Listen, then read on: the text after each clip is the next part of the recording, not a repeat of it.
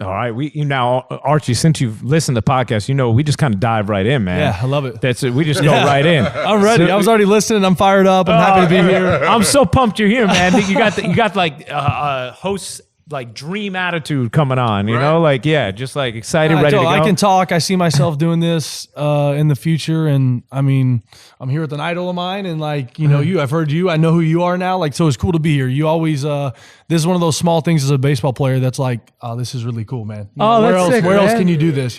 I appreciate that, man. I mean, that's kind of like. Doesn't it make you feel good about like the platform they created, sure. Like knowing like, like other dudes in the league listening, like, I want to be on that. But I think you should do it. Like, get somebody that you want to do it with. Like we started during the season. Like we put our first one out like July. Yeah, it was July. I think we recorded it in May and then it released right after All-Star. Yeah. I just think, listen to what you've said and like other players, just listen to Tim talk, there used to be this barrier of what I felt like people had to justify with performance to do these things. And now, like we were just talking, I mean, there's a platform and an area now where players are allowed to openly express themselves, and it's real shit. It's like the stuff that used to be behind the scenes that we get to talk about now. Yeah. And we're fans of stuff. So like, I think people take like the athlete part of it and just love that you're a fan of something. Yeah. Whether it's golf or whatever it is, you know what I'm saying? Like it's fun to be like, to let people see that side of you. I think like, I always think of the Olympics model.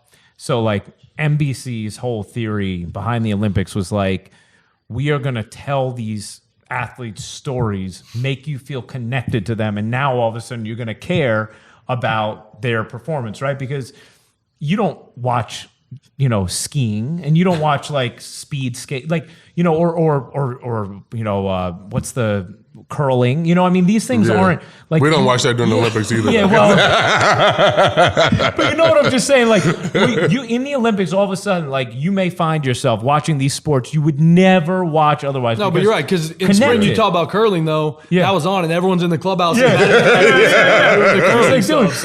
get like connected to the stories, it's like, I remember all about like Apollo Anton Ono. I'd never watched speed skating before, but I like got into that. And baseball, I almost feel like there needs to be a similar model to a certain degree because the action itself cannot sustain itself, right? No. You have to feel connected. You have to have a rooting interest. Like that's what makes you love the game, except for those high leverage, big stakes games like playoffs, right? Otherwise, how do you do that? You get your athletes to show their personalities, to feel comfortable. Now all of a sudden it's like, I know Archie Bradley loves this. Hey, like I like this guy. I'm going to root for him. I want to see him come in the game. I'm not going to bed in the 6th inning. I want to see if he's going to come in. Like that's how you kind of build up your fan base, I feel. I became a big fan of his watching that playoff game. He hit the triple. It's one of those things like, I used to be a little shy about it. It's like my teammates get tired of hearing about it, but fuck that, man. Now I talk shit. Anytime, like, I'm in the bullpen now, so I get like 0 at bats. But like, I came in today and my sticks were in there, new sticks. I was like, hey, boys, they know. 2-run triple, right? Yeah. Unbelievable, man. Like, well, it was at a critical moment. It was late in the game, too. Yeah. So I'm going to give you a little backstory. Yeah. This was 2017. If you don't, I'm loud, man. I'm always loud. So like when I got moved to the pen, I was pretty mad because I wanted to be a starter. I think starters have the ultimate life in the big leagues, and I like being able to pitch long time, whatever. My bats got cut down, but I started to develop this role where I might get some ABs. And so I started taking BP still with the starters, and I would just talk shit to them. I was hitting homers, I wasn't getting ABs. And I'd always tell Tori, let me bat. Please, like all my teammates, Jake Lamb's our roommate, live with me. He's like, Tori, this guy cannot hit, blah, blah. So last week of the season, we're in San Diego. Same scenario as a wild card. I come in the bottom of the 8th or in the bottom of the 7th to get a guy, and my spot comes up in the top of the 8th, or they wanted to leave me in. Same scenario, 1st and 2nd, and I always told Tori, you got to let me swing green light. All these managers give take. Dog, you know that. I mean, outside of you're grooving the heater. Yeah. So I got him to take the green light off, and I smoke first pitch up the middle, score both runs. Oh, man. Ended up, center fielder misses it. I end up on 3rd. My teammates are going nuts. I got a picture of it because Goldie's like the most unemotional guy ever, and Goldie's like up on the top step, like giving me a thumbs up. The most Goldie thing ever, but that happened the week before the wild card that at bat did. So Tori had a lot of confidence with me hitting, but when you come in for a situation like that, I'm going through the lineup and Tori's like, hey, if we get to your spot, you're gonna hit. And I'm like 6 guys away. Well, I'm like, all right, we've probably scored some runs if it gets to my spot. And then Next thing you know, I'm in the box, like, oh shit, it's a wild card game. We got a 1-run lead and I'm fucking hitting right what now. inning was it too? It was the bottom of the 7th. Yeah, it was the seventh. Bottom of the How 7th. amazing is that, Oh, man? it was Like, unbelievable. I came in, actually, I got LeMahieu to ground out first pitch, something like that. And then, went in, and then same thing. And next thing you know, I'm on deck, and it's like, all right, come on. I think Mathis was in front of me like, hey, get a hit here. Like, I don't want to, I want to, but you always dream about a moment like this, especially as a pitcher. And next thing you know, I'm facing Nishek, all-star, and it's like, yo, this is the wild card game. This is it right now. Like, this is the biggest moment of my career, and I'm in the box. That was sick. Oh, so that's like your dream come true, right there. 1,000%. Like that Oh my man. God! In a playoff game? Yeah. You kidding me? Oh, yeah. Oh my god. Well, so cool stuff. So I found out, not to talk about myself, but I found out I was the only relief pitcher ever to hit a triple in the postseason. Damn, So man. like, you think about how long the game's been around. Yeah. It's like I did something that's never been done. Never been That's done. So sick. that was cool, but same thing, hitters, position players should have way more fun than pitchers. That's the thing I'm most jealous about being a pitcher is, they have their handshakes, which I'm a big handshake guy now too. Yeah. I put myself in the handshake. I don't give it an option. Relief pitcher, not, I don't care. That's my thing. But they hit homers, they get to point at people, and I'm always jealous of that. I'll never get this. I'm not going to strike You a never guy get out. fired up. point You're at like, my yeah. But I slid into third, huge moment, and I had a group of friends that drove out to see me. My family was right there above the dugout, and I was like, I get to point at someone. So I'm sitting there just pointing at my family, and then they made a freaking bobblehead of it. I'm a pitcher, and I get a bobblehead of me hitting, so my teammates can never say shit to me. That That's is sick. sick. That's That is so so sick. I love. By the way, do you want to take off the uninterrupted? Yeah, It's pretty dope though, It right? is sick. It's nice. I don't want you to sweat to death. Though, Nice Letterman. but it's a sick jacket.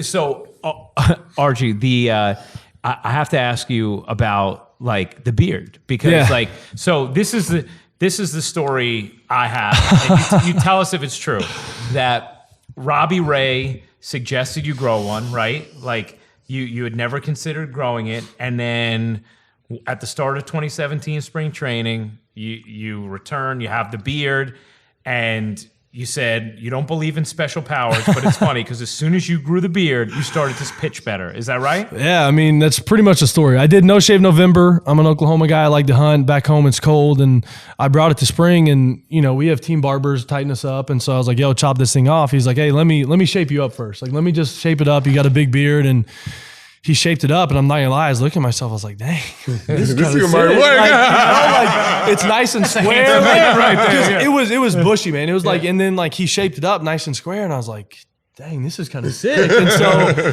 I rolled into it, and I was battling to make the team that year. I didn't know if I was going to be a starter or whatever. And they told me really early on, like, hey, you're not going to be a starter, but we're going to put you in the pen to start the year. And I was like, dope. I made the team with the beard. I'm just going to roll with it. And then real quickly to start that year, things took off. And I was like, hey, my velo's back. I'm throwing hard again. I'm punching dudes' tickets. Like, it's the beard, This is it. To keep it, and now you can't shave it now. Well, it blew up, man. Like, there's a lot of guys that have had good beards, still guys that have good beards, but AZ just took off with it. Next thing you know, they're making a t-shirt.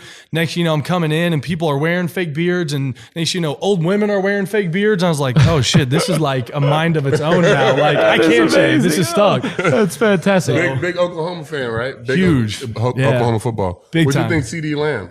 I want him on the Beast, Raiders, dude. man. He is he not only goes and gets balls, but he's not afraid of contact, man. His yards after catch and what he does, and he is a physical man. And his route running. Oh, dog, Yeah, he's gonna be. He goes up and gets it. He's legit, man. I'm excited. I think he slips that. That's it. Yeah, I love C's relationship with the Raiders because no matter how much they lose, that's the one team. So does he's anything always there change with for them going to Vegas? No, No. fuck no. As Season long as they still tickets? got silver and black. So that's I'm there. where I missed out on. I don't know if there's a waiting list, but from an investment standpoint, I should have bought season Season tickets tickets. because Oh, you're yeah. always going to sell that home game. Every- People That's want a to come great into point. Vegas. It's Yeah. a trip. It's an experience, and That's true. you bank. That's a great point, man. It's a great point. Afterthoughts, man. Always, always. I have a ton of second thoughts. I'm like, damn it, man. Hey, how about? I mean, speaking of Oklahoma, you play in Arizona. Cardinals quarterback's an Oklahoma guy. Have you gotten to know Kyler Murray at all? I say yes, more in my head than actually in person. You have conversations in your head with him. Yeah. People like to link us together because of the Oklahoma Yeah. thing, me going there. But I caught his first pitch last year, and just here and there, little things. Yeah. But man, I'm super proud of him. Like to have those expectations, and I mean, think about the start of your career: win the Heisman, first overall pick, and then go win Rookie of the Year, and set franchise records in rookie stuff here in AZ. He's a stud, man. Yeah, I can't wait to watch him this I hope year. they just put more pieces around him because he's got the tools to be able to be a great quarterback in this league for sure. I was praying that somehow Arizona didn't who did they draft the year before they ended up trading? Quarterback. Drew Rosen. Drew Rosen. Yeah. I was hoping they didn't trade him and like they passed on I was Kyler. so confident about it. We do our fantasy stuff. Yeah. I know the GM for the Cardinals, Kime, and I straight up texted him. I was like, yo, draft this guy. Yeah. Like, I'm telling you, like, forget the baseball stuff. It's an act. Like, this Yeah. guy can play football. Like, he is legit, man. Yeah. He is, oh my gosh. Because the Giants picked whatever they picked that year. I'm like, please drop to the Giants. Please drop. Because I know he's fun to watch too, man. He is such a stud. Like, how about like just like the sports scene in Arizona, Archie? How would you describe it? Like the way the fans are out here? I would say the fans we have are great. I really do mean that, but the sports scene is tough. Yeah. It really is. I think as I've grown and matured and you understand logistics and dynamics and just how the whole culture works in a sports city, we're not connected. Like the NFL and NHL are off in Glendale, and then we have the Diamondbacks and the Suns downtown. Right. And there's kind of a disconnect of separation of how far apart we are. And then talking baseball-wise, this is where I take a lot of pride in where I'm at now, but I'm older than the Diamondbacks. Yeah. I'm 27 years old and I'm older than the team I'm playing for. Yeah, that's and so now that I've lived here for a few years, I understand the dynamic that we're facing. The challenges is no one grew up a Diamondbacks fan. Yeah. So like you talk about shit in New York, like the shit here that pisses me off. This has nothing to do with me hating the Dodgers or any other team, but the Dodgers have a great fan base. And when we play at home against the Dodgers, it's an away game. Yeah. There's more Dodgers fans in our stadium when we played you guys at home. I mean, the Yankees travel, but it's consistent and it's not of us not having bad fans. It's a lack of being around longer. You know, we've been around 26 years. And so it's tough sometimes, man. It's tough when you go to a game and you just give up a home run and you hear cheers at your home stadium. You know, that shit's tough. It's fucking annoying. And so not that I'm changing the game here, but I took this approach of a lot of guys don't like to get involved with the team. You know, fuck the team. I'm about myself, blah, blah. But like real quickly, I was like, why not try to build this? Be a part of, be more active, like truly dive into this community and try to grow Arizona fans. Yeah, that's a good way to do it. Yeah, man. It is. like I think it's hard too because this is like a spring training spot. So yes, Giants fans feel comfortable coming down here. Dodgers fans feel comfortable. Like, you know, the teams that have teams down here feel comfortable. Hey, I'll just go see them in Arizona. Right. So that makes it hard too. Yeah. I mean, have you ever had that experience of being in a stadium and having... I play for the Yankees. No. But you played for the Indians before. Where you have more fans of the other team. Nah. You guys... Not in Cleveland. Really? Cleveland's home. I mean, that's the sports town. Yeah. And, no, it is. But I didn't know if like in some of those lean years, like, you know...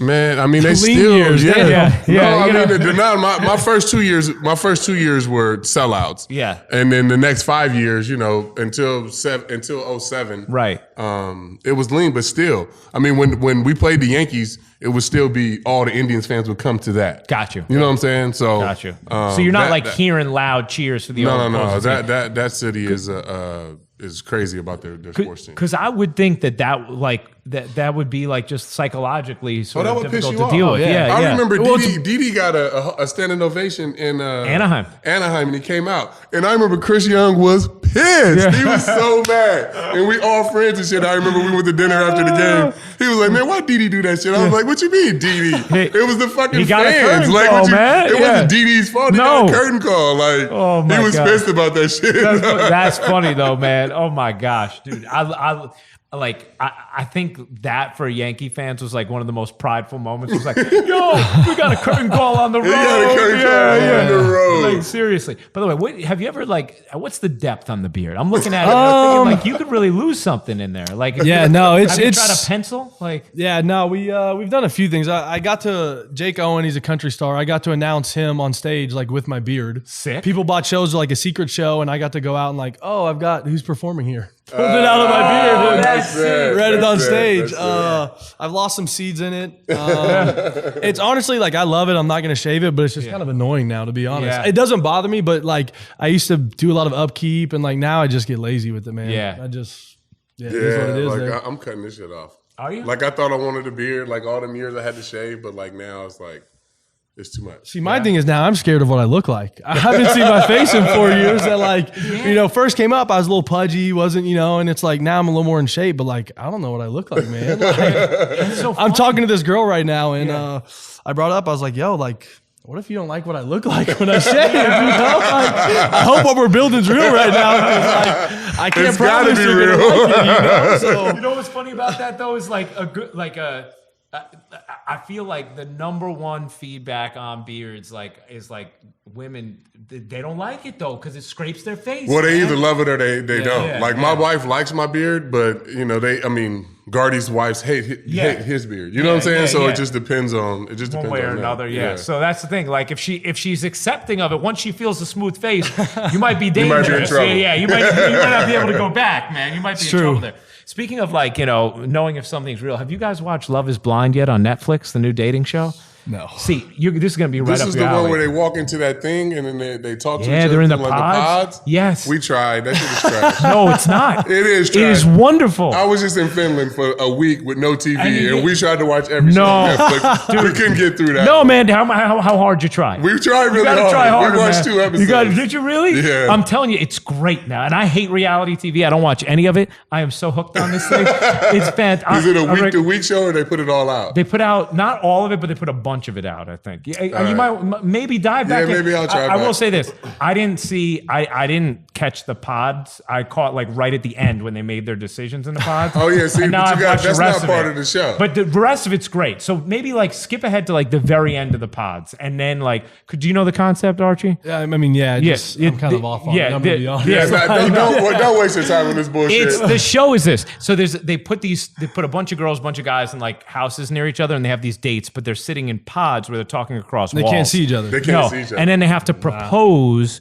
Without seeing each other, Yeah. Like To- legit with the to ring. get- to get married, get and then married. they get to see each other, and then they all go on like. I'll stick to 90 Day Fiance. That's more of my alley. Come on, 90 Day Fiance. I love that shit. Have you watched Married at First Sight? Yeah, That's I've good, seen man. that. Lifetime. 90 Day It's good. Fiance. I'll stick to The Bachelor. And Like, Love After all right, Lockup. Love After Lockup. Is it good? Yeah, Love After These Lockup. People that come out of jail and like they Find love? They marry Little these. second chance. They marry these pen pals that they had in my jail. gosh. It's Archie, great. if the girl you're talking to now, like if it like, let's say she wasn't in the picture, because we don't want to blow up that Yeah, spot. I hope of it goes course. wonderfully. Yeah. Would you ever, if like one of these shows ever approached you, would you be down to do it? No, I couldn't. No? It's like, to get deep real quick, I believe in real love and that shit, and that's me not too. real, man. That's That's not not real. real. And like, No. that's a... You don't think you can find real love on these No, shows? not at Fuck all. no. I think that What shit's about, like so Ryan stupid. and Trista from The Bachelor, who's still married all these years I later. don't even know who that is. Like, Well, they're this is the beautiful most common thing we talk about. Like, The Bachelor in these shows are the only way that girls ever like, oh, yeah, go talk to as many girls as you want and hope you love me. You know, that's Yeah, nowhere right. else is that allowed. No like, chance. I just think the concept is like, I think it's great. Honestly, I think it's entertaining, TV. but Yeah. it's not real. I don't Yeah, believe in that. I would tend to agree. It's also like some of these dudes. I'm like, you got to be watching back. Like, it's like painfully embarrassing. Like some of the stuff you say and the way you react. Like, Reality TV is just, I mean, I love to consume it. I watch that shit like crazy, but I would never do it. No, Never, If they ever. were like, we want to do a Sabathia house show. Never in my life. No, you don't want the cameras No, around. hell no. It's a big crew there. Archie, I'm a big love guy too, so I like hearing you say that, man. Love or not a fighter, man. I know, Come on, same. gotta Like, stay true to who I So it's am. like all like growing up, like whatever. One of my favorite quotes is, "I love love." Like, I do. I love love. Like I do. It's beautiful, man. Like, it's a beautiful thing. Like movie Love Actually, one of my favorites of all time. man. Still mad at Snape for cheating on Emma Thompson, man. guy, It's man. messed up. It's really messed up. So Archie, how about like you growing up in Oklahoma and you're playing quarterback in high school, right? Like, what's the high school football scene like in Oklahoma? It's big. Yeah. I mean, just like, I would say Texas is the forefront. They set the bar of stadiums and stuff. But like even now in my high school, we have a 50-yard indoor. We have a 100-yard weight room. I mean, like most kids, unless you're going to a D1 program, at least from my school and the schools we play, you're downgrading. Wow. It is insane. I mean, from the facilities to even the school itself. You pull up to my school and there's building A through double K. That's how many classrooms and buildings there Are you The serious? front of it looks like honestly like a D2, D1 Division A school. It is insane. I went to school with 4,600 kids. I graduated with like 1,100 kids in my high school. Oh my goodness, that's a huge That's school, crazy. man. Yeah. But football's big, man, massive. So are you thinking like, when you're growing up, are you thinking like, I'm gonna be the next quarterback of the Sooners? Or, Oh yeah, yeah. Once like every kid, you start playing quarterback. I started to play, decent. I knew I had an arm, and then things started to pick up. It's like, if I'm gonna go anywhere, I'm gonna go to Oklahoma. That was always number one for me, and I'm a Sooner always. I love it. How did baseball become your path? just threw hard, man. Like that's people always talking about that. And like, I just always threw hard. I was always tall and lean. Like I did stuff where like you looked at it and you're like, man, that was good, but it didn't look very good. You know, like a weird athlete for a long time. And then I remember my freshman year, did you do area code games? Area code. So I made area code games as a freshman. And like that was kind of a big deal in my area. Like you didn't make it unless you were junior or senior. Yeah. And I went up to area code games my freshman year and I hit like 92. And I remember seeing the sea of radar guns come up, and like that moment, everything changed. Like that, going into that sophomore year, I could have gone any baseball school in the country. Baseball was like, not that I made it, but at least college wise, like I was already going there. And then football just kind of slowly followed. It was a slower trickle because people were so focused on baseball, but football picked up as my personality and talent picked up. So I mean, a lot of stuff football wise, I kind of put myself into. Like seriously, this is a true story. Like the Elite 11, you know what the Elite 11 is? So I made the Elite 11 my junior year all because I'm loud as hell. What's the Elite 11 is? They actually invite 12 quarterbacks to make it even, but they call it the Elite 11, and it's supposedly the top quarterbacks in the country. Amazing. Go out for a week for a quarterback camp, and it's showcased on TV, and it kind of highlights, the best of the best. That's sick. It's almost like QB1 now that they have on Netflix. It's kind of like that, but it started with the Elite 11. I was talented and I was good, but we had just lost state in baseball, and we had all dyed our hair black and put a gold stripe down the middle. Becoming a team, doing our thing, and we looked like skunks. But so I stood out because I had this crazy hairdo. And stars are how you get rated. And I was pretty pissed. I was only a 3-star quarterback. Still, my teammates give me shit all the time because I'm only a 3-star. So I go into this camp, and I'm a big gear guy too. And the head of the camp guy's wearing this dope Nike shirt. And I was like, hey, let me get that shirt. And he's like, we can't give you stuff. And I was like, well, what if I win it? He's like, all right, if you win this Golden Gun Accuracy Challenge, I'll give you the shirt today. And not only did I win it, I set the high score for the whole summer. But the whole time I was running around, like, hey, give me that shirt, just talking trash. And I made it. And he's like, dog, honestly, one of the reasons you made it, because when you first were there, you were so loud that everyone noticed you. And then you backed it up with kind of your performance. And so I kind of put myself in the Elite 11 conversation. So that's sick, man. Dope. So when because you get drafted out of high school as a first rounder, correct? Yes. Yeah. I mean, your 7th overall pickup, right?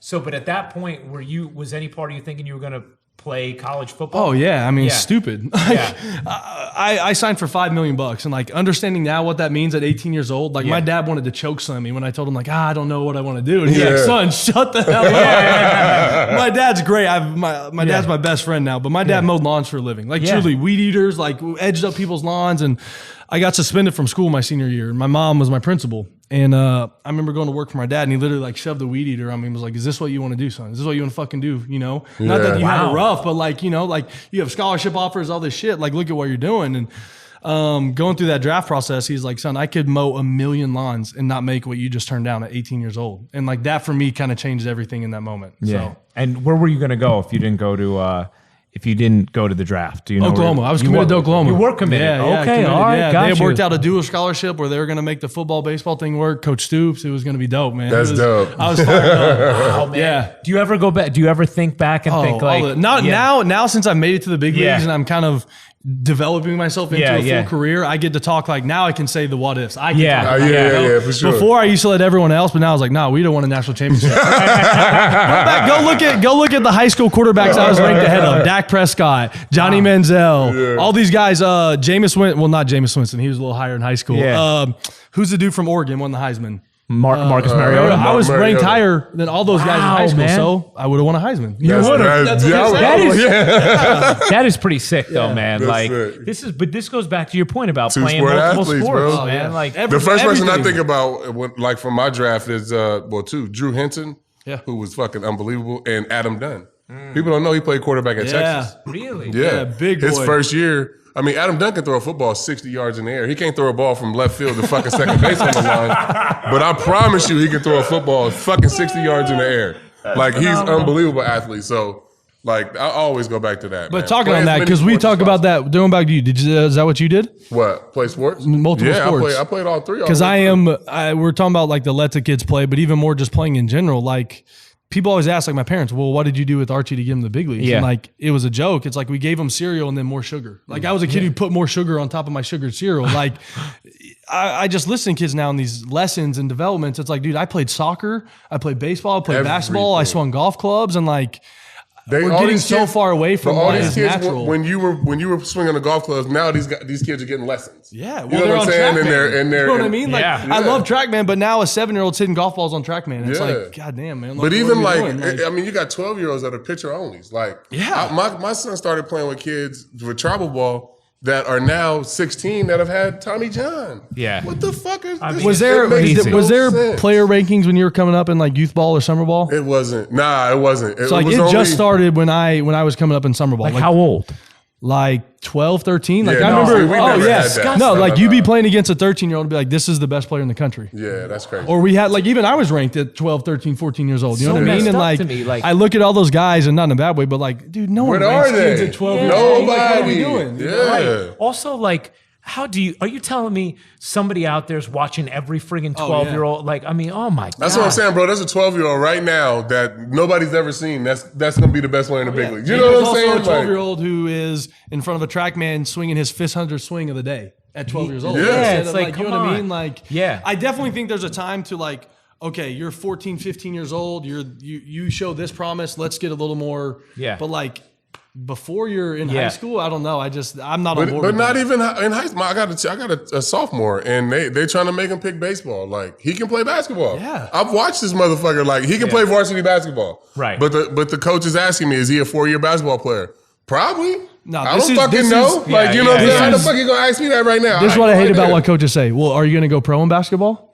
Well, I'm not playing it to go pro. I'm know, playing it I'm to play playing the it- damn sport. Yeah, My exactly. friends play basketball. Right. I want to go hoop. I'm trying to make a better athlete. Whatever the other sports make you a better athlete. But we're right? so focused on now what I think is like making your son a professional because there's a technology and the sources to pay for lessons and do this. But like, I don't know, you're either going to make it or you're not. I Yeah, think you're there's a either point gonna to make get it or there, you're but not. like you can't make your kid a professional. No. Nobody can. No. Right. It's got to be in there. And see, what position did you play in the other sports when you were in high school? I played quarterback and then my freshman and sophomore year, and then I played tight end and DN my junior and senior year, and then I was a 4.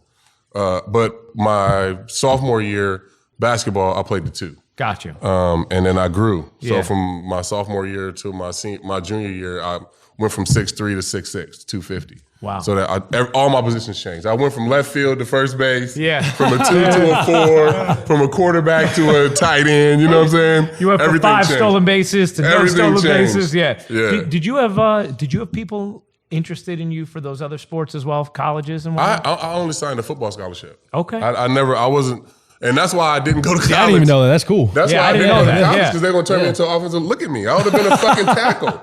I want to score a touchdown. Yeah. So I'm not coming to your school to fucking go play I want the offensive glory, line. baby. No Yeah. chance. Yeah, So that's why it was easy for me to pick baseball. But you had signed a football Yeah, I scholarship? signed a football Where were scholarship. you gonna Hawaii. Go? Really? Yeah. Wow. But so That's like sick. nobody I never would knew this. The nobody legend would- grows, man. Yeah, the nobody legend would ever grows. give me like a duel. Yeah. So like Cal wanted me to come there to play baseball. Yep. USC wanted me to come and play football. UCLA, I wanted to go to UCLA.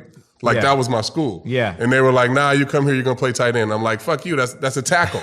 I'm not gonna be a tackle. no. You know what I'm Yeah, saying? man. So I Especially was- back then, the tight end wasn't Right. like, It wasn't No, the it glory wasn't. position it is now. Nope. The only one that was good back then was Tony Gonzalez. That catch, that Yeah, caught passes. yeah. You know what I'm saying? So I was like, nah, I think I'm gonna just try this baseball thing. If it don't work out, then I'll come back and go to Hawaii. That's wild, man. I can't believe I didn't know that. Yeah, See, yeah. it's good. We needed you here, Archie. Yeah, let's go. I love it. Details out of C. I love it. And you're a huge hoops fan too, right, Archie?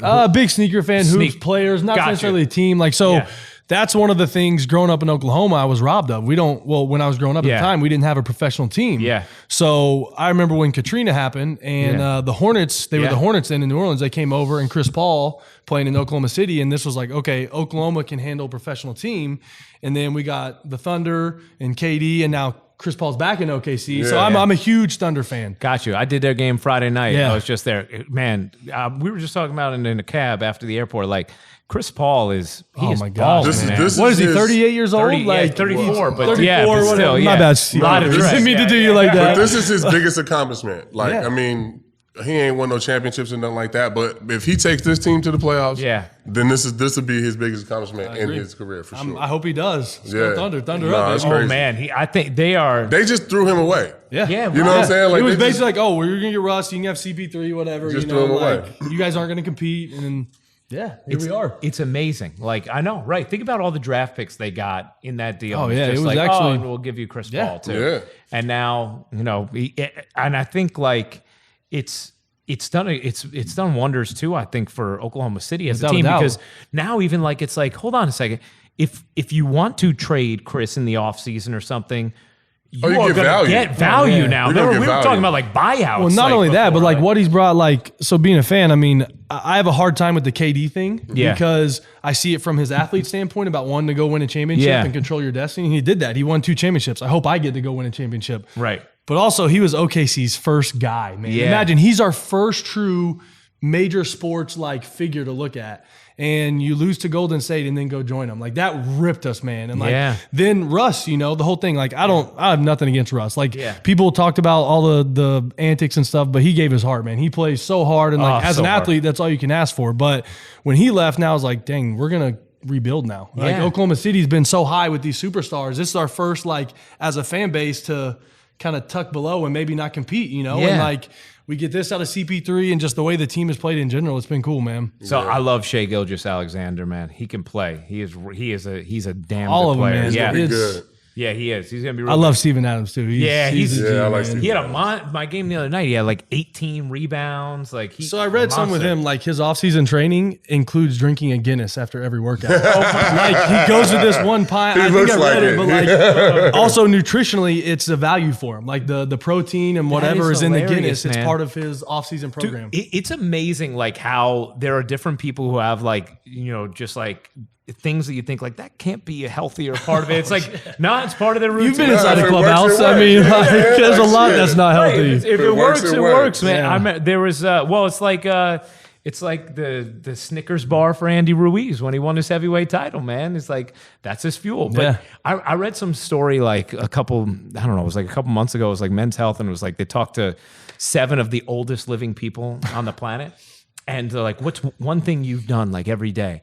And like the bizarre things that you'd be like, that can't be good. There was like a 107-year-old woman who, like, she would always have like a double shot of whiskey after lunch or something. That was it's Yo. Like, Yo drinking this much vodka every day. Who's Yogi. Yo? Oh, Yogi. Jeez, yeah. I don't know him as Yo. You know, we don't have it like that. Not on a level like that. Yogi drank like 8 ounces of vodka every day. See, and he was, you know, brilliantly lucid till the end, right? God bless his soul. It's amazing, like the things that you could do that can get you there. You know, I mean, it's funny how people have their different routines. So like when you're not playing, Archie, like what do you consume yourself with most? Like, what are you most like during the season, or like at the field, or either off one. season? Yeah, either one. We know you hunt now. Yeah, I hunt. I would say in the season, man, I pride myself in a lot of being a team guy, man. Like, I kind of went back, you know, this is a little insight. Like, I am so jealous of position players and even starters sometimes, because they're in the dugout. They're around each other all the time, man. I have this real issue with the pen, and it's just simply like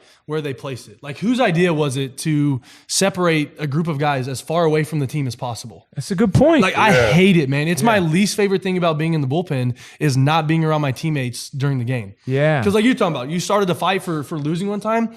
I talk so much shit from the bullpen, but no one ever hears me because I'm so far down. And same thing, I hype up my guys so much, like little shit, man. When a guy stretches a single to a double, that's fucking huge. Like, I value winning baseball plays and winning baseball, and so I'm yelling at my guys. I'm like, damn, they don't even know I'm down here, you know? Yeah. So one day I went in and I was like, yo, next time y'all hit a double or hit a homer and you don't point down to us at the fucking bullpen, I'm not talking to any of y'all. Because we are going nuts. You just hit a homer. I don't have to pitch tonight now. Like, show us some love, man. Our saying is we are people too. You know what I mean? You know, so, but I love a lot of focus of, I turn the baseball field into my office. Like, we talk about early on the way you view going to the field and feeling comfortable. And the way I really started to feel comfortable was like viewing baseball like a real job, like not like a sport or like, well, no, people get to the office early to get stuff done. So I'm going to start getting to my office early and getting stuff done.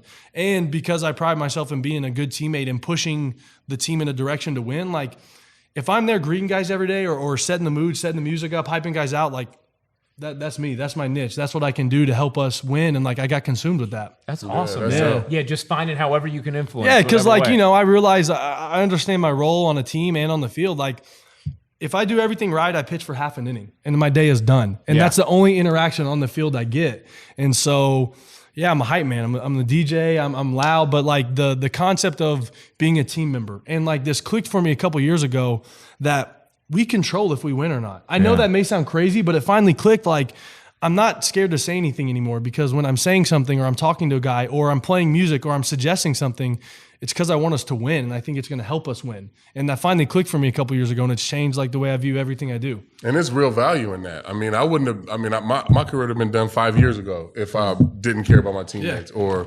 My teammates didn't. I didn't have a good relationship. Well, yeah, that's real. Oh, I'm glad we brought this up, because it's one of my favorite stories about you. Like when you threw at the Rays, you said, "That's for your bitch ass." Oh, yeah. That was so fucking cool. Like, from another player, that was like, damn, dog. And because you had $500,000 on the line, I think. I know you made money, but still, 500 G's is cash, man. You got kids, that's spending money, and you said, "Fuck that cash." Like, I'm gonna back my teammates up, and that was fucking cool, man. Thank you. We that was our favorite meme, I think, in the group chat, and that is actually now the name of our group chat. Wow, yes, it's dude. That was an epic moment. And you know what is also like when you think about stories too, and you have a very decorated career, but that's going to be one of the first stories without people a doubt. tell when they're going back. I think that shows why you're so loved and why you have fans and why guys like me look up to you, because you have the same sense of wanting to win. And that comes from wanting to win, and that bond of your teammate. And I will forfeit anything to show him I have his back. And ultimately that's the ultimate sign of respect. And that's cool, man. Thanks. That's cool. And I feel like that's the part of it, right? When guys, and you're just experiencing it now, right? Like when you would be with your team and you're not. But that's the part of it that everyone always says they miss, right? The competition, but the camaraderie, the fact that you're around your brothers all the time, and you're going to battle together. Which I think is where this can be an avenue for you to continue that. Yeah, being able to talk like that, this is cool, man. I'm enjoying this. Man. Yeah, it is fun. You're good at this. Yeah, right. You are. Yeah. That's what I'm saying. You need to start one, man. Yeah. You could do it. But do you think you're going to feel it at some point in the season? Like, man, I miss being around the guys. I mean, you're still going to be around them, though. That's what I'm saying. Yeah. I'll be there. I'm not. It's not like I'm not around. I'm fortunate enough to still work for the Yankees and be around and still have great relationships with those guys. So I talk to Hicksy every day. Yeah. Talk to Judgy. You know what I'm saying? Right now, at this point in my life, it's best for me to be home, my family, my kids, and just hanging out. I feel I did this for a long time, so I enjoy doing this. I wouldn't be able to be here hanging out with these guys. So baseball has been a huge blessing to me, and I'm sure at some point I'll miss it. But right now, man, I'm enjoying just this aspect of it. Just chilling for sure. Archie, how about winning your arbitration case, man? Yeah, that was sick. That was fucking cool, man. I'm not gonna lie, I'm still on cloud 9 about it. It just happened that, man. Recently, again, I understand my role, my value, and as a reliever, you got to fight for your shit, man. Yeah. Because the way they've used relief pitchers over the last few years, Andrew Miller set the bar, but you saw what Betances went through with the Yankees. I mean, dog, they will try to hold your value down and tell you that you're just because you don't have saves that you aren't pitching valuable innings. Bitch, that ball would have not got to the ninth inning, Exactly. And it was that's more not the game today. No, but what happened was, man, I went to the union meetings this year for the first time. I'm not a player rep, but I wanted to go to the meetings. I found value in it, and it blew my mind, man. What our union does, the value for what we stand for, and fighting for that, and understanding, this fairy tale world that doesn't exist. I love baseball, but there is a separation between players and the owners, and the team and the players. And I kind of saw it with some of the stuff we're doing, but it just became so real to me. And going through numbers, exchanging, and I was sitting here no offense, a personal thing too. No way I'm going to make less than this guy.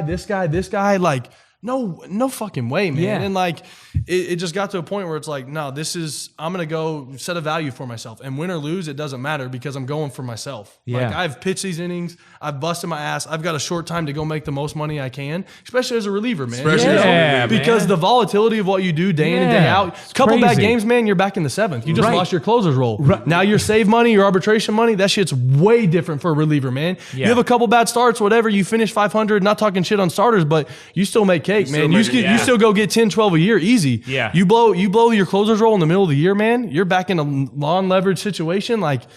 It's tough. It is. It's a big difference financially. So that was more is going to move the bar for guys that don't have saves to win. You know what I mean? But we won that shit. Were you in?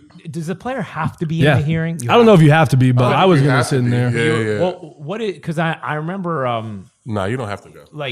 I think it was maybe it was Jeter in the beginning of his career, like talking about like, man, it was like hard to listen to that stuff, or it was one of those Yankees like at that time. It might have been Derek. What was that? I mean, is it hard to listen to like this organization that wants you, that values you, try and devalue you to get to their number? Or? I think this is where I would say I separate myself from some of those guys. Is I have a pretty clear like head on my shoulders. Like I understand the business aspect, and that is exactly what I was going to fucking say is I'm a true self-evaluator. So I know that some of the shit they're about to say, they're going to try to exaggerate, but last year I did lose my role. I did have a 7.5 for 2 months of the year. Like these are facts. You know what I mean? I know that you're trying to devalue me, but like some of this shit, if you just pitch better or play better, they don't bring this shit up. And so I was able to evaluate and understand that they're going to attack these certain things, but I've got thick skin. And like, I will say, I've said this earlier this week, that I have a lot of respect for the Arizona Diamondbacks, or at least for the front office guys, man. Yeah. They came in there, they said in the hearing, they talked to me about it beforehand. They even called me in afterwards, and like, I don't care to talk, but my GM was like, yo, door shut right now. You want to tell me to fuck off? Like, you got the floor. You had to sit in there and listen to everyone talk about you, and you just have to fucking sit there. So like right now, you want to tell me to fuck off, go to hell, I'm fucking your career, whatever, dog, the floor is yours. Good for him. Yeah, I have a lot of respect for Mike Hazen, man. And I feel, I don't know how the Yankees are. A lot of teams like, don't talk to your GM. And like, that's where I'm even different too. Fuck that, man. When I see Michael, when we traded for Bumgarner, I was like, hey, sick trade. Like I went up and dapped him up. You know what I mean? Like, cause he made a move for us to win. And either way, it was like, I know you don't dislike me, but you have a job you have to do, and I have a job I have to do, and I'm going to make as much money as I can. Yeah, that's the way to do it. That's just self-evaluating. Yeah. But I think a lot of baseball players are hard. A lot of athletes, period, have a problem. The best thing, self-evaluating. I thought about living with Jake. Like that was my favorite thing about living with Jake Lamb is we are both such true self-evaluators, and we're able to talk shit to each other about like, dog, you fucking suck right now. Like you literally suck. But like, I think it's okay knowing you suck. It doesn't mean you suck your whole career, but like being able to truly evaluate and like look at like in the bullpen, I just talked about it. I go in sometimes and like, man, this guy does not hit down on the way fastballs. Bam, homer, game over. Everyone in the world just thinks I just lost the game, and I did. But as a true self-evaluator, I threw the exact pitch I wanted to. And I'm not like, it's so weird because I learned it real quick. Andrew McCutchen hit first walk-off ever. I threw the exact pitch I wanted to him, and he popped me. Wow. And like I had such a hard time mentally understanding. I was like, wait, I threw the pitch I wanted to. Like I couldn't understand that. Like that's the role I'm in now. Yeah. And I did what I wanted to. I can evaluate it and truly say I threw the pitch I wanted to, and I just got beat.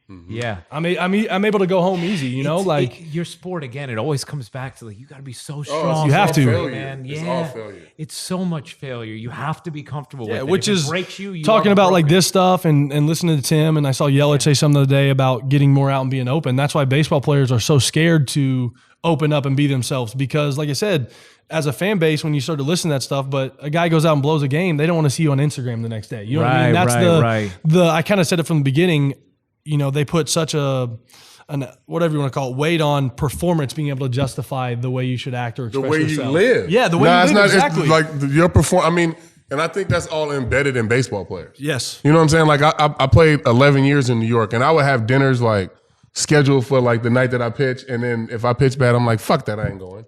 You know what I'm saying? Yeah. Like, it's just like, oh, no, I didn't pitch good, so I don't deserve to go out on a night in town in New York. You know what I mean? Like, I was like that for a long time. It's funny. I'm just now getting comfortable with that stuff. Even with, like, say, family coming into town. If I was playing bad, I felt weird about bringing my family down on the field or friends coming to see me, like, from out of town. It's like, I finally was like, just because I play baseball, I can't take baseball home with me. Just like you can't take your job home with you or anyone, whatever. Like, when the game's done, man, I try to separate myself from letting baseball affect the rest of my life. But I think what you said is exactly right. They try to take down the whole way you live. You know what I mean? Like for example, man, it's the smallest thing, but it's where I'm at now being comfortable. I just listened to Tim and all these players. I love the platform with where we're at now. Like my ears being pierced. Yeah. It used to be such a big issue. I used to be so scared of people's reactions and like, oh, he's got his ears pierced, white guy, is he trying to fit in? Like, what's his deal? But it's like, I've always wanted my ears pierced. I think earrings are sick. I love the dangles. I love the diamonds. It looks great, man. It looks terrific. I love them. And like, finally it was like, no, like, I don't care if I go out and post a 9 ERA. I'm going to have my ears pierced. You know what I mean? Like, that doesn't affect who I am or like baseball or anything. And so, You know what else it is too? Like, I do think like with these sort of platforms and such, when you can express yourself, it allows you to dive into nuance a little more, right? In long form things. So it's like, anybody who takes the time to listen to your upcoming podcast whenever you start hosting it or whatever, and you explain, or is just listening to this, is going to say like, yeah, like why do I think this person can't go out to dinner when they lose a game? Crazy. Because your sport is based on failure. Some days you are going to lose, and you're still going to need to eat those days. It's the reality of this sport. No, it's different though, because basketball, guys are going to go out and score their 20 points. Yes, 100%. So they don't give a shit, you know what I'm saying? Right. Baseball, I mean, you can go in the slump I can not win a game for a month. Right. So it's it's crazy. Look at what you went through last year, Archie. Right, like you're sitting on late June with an ERA near 6, and then all of a sudden you finish the season. Kudos to you, my man. 30 in your final 36 and 2/3 innings. You gave up just 24 hits and pitched to a 1.47 ERA. That shit started in New York City. Oh, I got my first save of the season in New York. I remember the against game. the Yankees. I was broadcasting, and that was my first save of the year, and everything took off from there. Wow, everything took off from there. I remember that game. Yeah. So that's the story I wanted to tell. This I told you how the CC story. Yeah. So I'm a big. I'm not gonna say autograph collector of guys I like, guys I admire. I'm not afraid to ask for jerseys and stuff. I think it's so cool. I think it's the ultimate form of flattery, and I love being a fan of guys. I think it's so cool, and so. I met you at the golf tournament. Remember we played some cards together, Pebble Beach, and that was like, damn, I played cards with CC. You know what I mean? That was one of my little hey, I played with CC. You know that's cool, man. That was a cool thing for me. And so, fast forward to New York, I got there early. I'd never been to Yankee Stadium. That's like the pinstripes, Yankee Stadium, Steinbrenner, Babe Ruth. I mean, I'm all about it, dog. I'm freaking out. Games at 7. I'm at the field, I think, at noon. I'm ready to be at Yankee Stadium. I'm ready to go to Monument Park, everything. I was even hoping y'all might be doing a podcast, sneaking on that shit. And everyone just talks about Yankee Stadium, and it lives up to it, dog. The visiting clubhouse, I was like, oh, I'm in the big leagues now, man. I made it. It's pretty good, right? Than anything I've ever seen. So I go to the clubby, and first off, there's 15 clubbies in New York. There's not just 3 or 4, there's 15. I said, hey, I know real early on, I need a jersey that I want to send to CC and a jersey that I want to send to Aaron Judge. And he goes, hey, are you going to write a note to CC? And I panicked because I didn't know what he's asking. I was like, oh, yeah, for sure. And I walked out of the room, and I was like, write him a note. I've seen guys say, to Archie, please sign, big fan, whatever. And he's like, no, CC's saving all the notes from his final year. And it rattled me, man. Wow. I was like, I just agreed to write CC a note. Do I make it simple? Do I get, whatever? And I was like, fuck it. I'm just going to say what I want to say. And what I wrote, I don't know if you read it. I'm sure you did read it. The one thing I remember most about CC, a full circle moment, was I remember watching this guy on Cribs on MTV when he was with the Indians. He had his barbershop set up, and he had the jerseys in the bottom of his floor that was glass or whatever. You could see the jerseys in the floor. And I was like, I'm just going to tell CC, I remember watching you on Cribs, and now I'm pitching against you in Yankee Stadium. I'm in Yankee Stadium pitching against you. How cool is that? And it was cool, man. And I'm a big Jordan guy. I'm trying to become a Jumpman athlete. Not afraid to talk about it. I don't care. Come on, Jordan. Come on, Jordan. This was a Jumpman if I've ever seen one. He sent me over a pair of cleats, and he signed him to Archie. Hold on to these till we get you your own, CC Sabathia. It's my favorite piece of memorabilia I own, man. That is sick. But that's a CC story I wanted to tell. Dude, that's a fantastic story. Yeah. I love it. And you're wearing your Jordans today. Of course. So I'm gonna tell this too. I was at the field, and they asked me to come do this. I was like, well, I got to go home and change. I got to put J's on. I don't care, man. I used to be kind of low key, I don't want everyone to know I'm trying to be Jordan, because a lot of guys try. But like we were talking about, man, I respect the level of eliteness that it is and the criteria it takes to be there. But now it's man, I have a chance to maybe in my career say I was a Jordan athlete. Why not go for it? I turned down, I dropped every other brand. I turned down every other on-field sponsorship. Is this for me is the pinnacle, and that's where I want to be. That's sick, man. I like that. Yeah. Well, now you have a good rabbi to try. I mean, I knew what I was doing. You know what I mean? But I knew what I was doing. You planted the seeds in the right place, my friend. Yeah, we'll make it happen. It's, you know what? And Archie, you're having, man, these last 3 years, you've been so good, man. And now this is to the point of the platform. Now I'm going to be checking the box scores for Diamondback games. Let's go. I love that, you're man. doing well, man. Seriously, this has been fantastic. I just want to end with this. You probably heard us say with some of the other guys as we've been having all these podcasts here in Arizona, and not just anywhere in Arizona. You know, CC, where we are. We're at Mountain Shadows Resort in Paradise Valley. Part 3? Yeah. I haven't. Dog, you want to talk about challenging your game. Really? Part 3s, I hate them. It's stupid. Because how can it be shorter and supposedly easier, but you score worse? I don't get that. You know what I mean? Right, it's wild, right? wild. I know. But it's so gorgeous here. My Yeah, Patrick gosh. Corbin got married here a couple years ago. Oh, really? Oh, did he? Yeah, he got married in the center part. It's beautiful. So That's Patrick cool. Corbin got married at Mountain Shadows Resort in Paradise Valley. That's right. There's a plug for you. Exactly. You're welcome. I do this sponsorship thing. I know what to We do. stayed here when we played you guys too. This is what we really? stayed. Oh yeah, it really is. It's No, this place is spectacular. nice. But so, what's the thing you love most about the game? And if there was one change you could make, what would it be? What I love most about the game is the raw emotion it brings out. Like we talk about, even games I don't pitch, man, I'm a fan. I like to win. I want to win a World Series. Like, I think a lot of people say that, but like, I think the one thing teammates can say is I'm a winner, and I want to do anything to win. I want to win a World Series so bad. And what was I just completely lost what I was saying. And the other one, just if there was something about the game you'd change, what would it be? I think I would change divisions.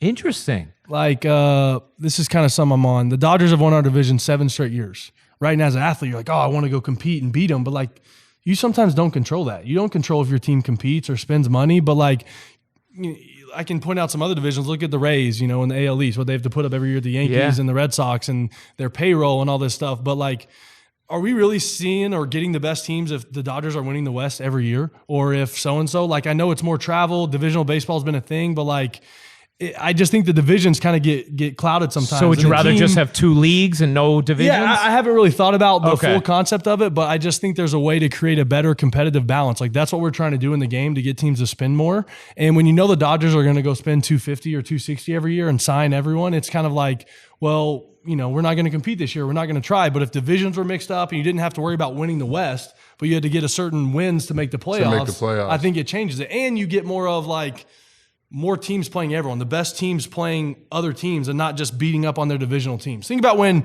look at the gaps in some of these divisions, man. I know. 25, 30 games, teams eliminated before we even get to the All-Star break sometimes, man. It's like, is this what baseball and competitiveness is about? They, without knowing all the ins and outs of the, labor structure of Major League Baseball, one of the ways in which, the other leagues guard against that is having a salary floor, right? Like, each team has some form of salary floor. So it's like, you can't just phone it in for a year. You can't say, oh, I'm going to have a $50 million payroll because we're not competing this year anyway. I'm not going to waste money. It's like, no. Over the course of this many years, you have to be spending X percentage of this amount. You don't have a cap, so it's a little different, but there might be some sort of way to do that so that you don't have those kind of gaps where teams go into a year just knowing like, we're not competing this year, I just think, and I feel this way with the Diamondbacks this year. I truly do. I feel like we have a team that can go win, that has a chance to go make the postseason and make a run at our division based on just, paper alone,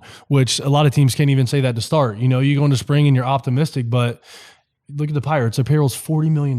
That's insane. Like, that's come ridiculous. on, man. Like, and I've got to know Cole Tucker from hanging out here, and like, you have this young talent that's looking forward to his first full big league season, knowing they're going to go out and lose 100 games. Yeah, it's brutal. Like, you know what I mean? Like, that's not what the big leagues is about, man. No. And every kid wants to make their dream come true, but you want to win. Like, my only part of the playoffs is 17. Like, we won the wild card game, we got swept in the DS, but like, not that the regular season is less, but it is now. Even from 4 years ago, you know what I mean? Like, nothing can take or give you what playoff baseball does. That's why, to get back to my answer, like, that raw emotion of baseball, like that shit, like the way you acted to the Rays and the shit you do in the place and just everything, man, you can't recreate that in any other form. It is the most special thing there is. No, man, you can't. I hope to see you guys and Madison, the rodeo champion. How about that? This guy's competing in rodeos, bro. He's unbelievable. I love it. What was the reaction like? Did you guys already know he was doing this? Nah, man. So this is why I love talking on this. Yeah. Honestly, it's kind of some bullshit.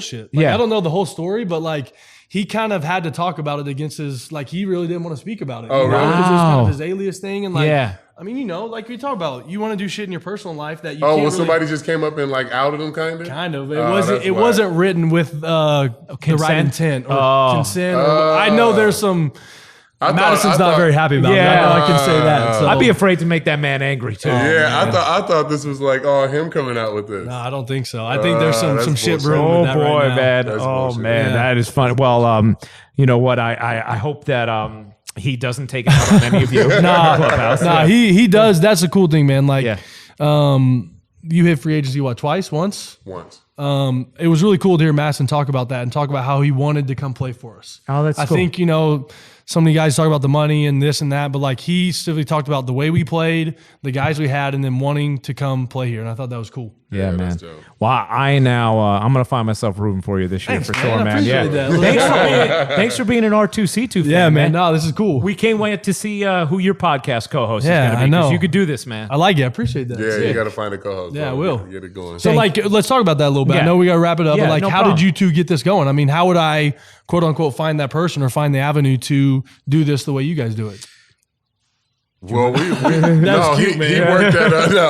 worked at Yes when I first got to New York, and we would just always chop it up about basketball, different things, and just kind of found that common interest. And as he got bigger and started doing things, I was like, man, this is perfect. You know what I'm saying? It'd be a perfect opportunity.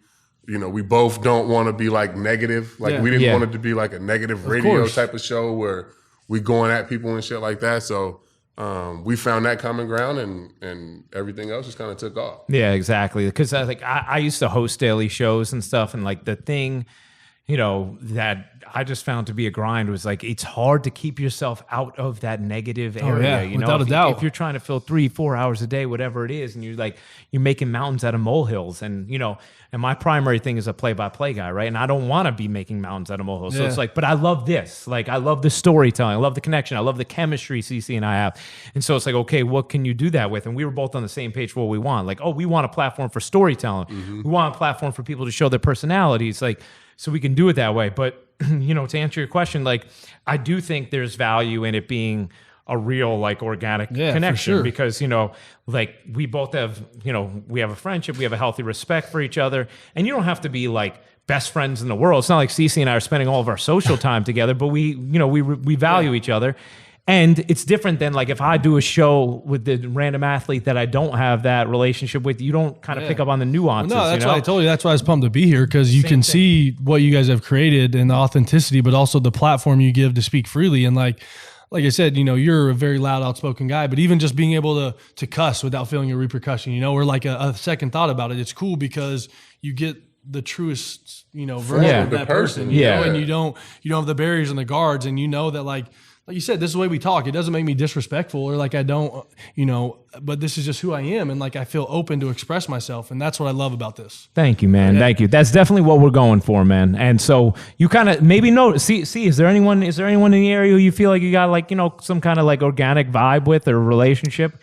And then you you figure, or start scouting media people who you could maybe tolerate, one or the other. But Archie, thank you, man. You were terrific with for this. Sure. I appreciate it, man. Dope, bro. Yeah, for sure.